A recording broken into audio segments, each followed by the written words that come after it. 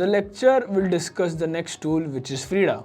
Frida is a dynamic instrumentation framework that allows developers to inject JavaScript or native scripts into the running applications. This will enable developers to modify the behavior of application at runtime, making it useful for tasks such as debugging, reverse engineering, and vulnerability analysis. Frida can interact with and modify any Android or iOS application and any other application that runs on Windows or Mac. Frida installation practical. Installing Frida.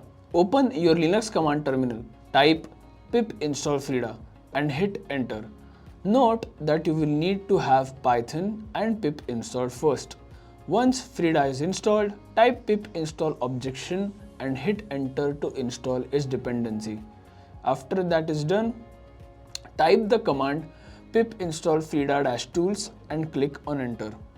We have successfully installed Frida tool and its dependencies.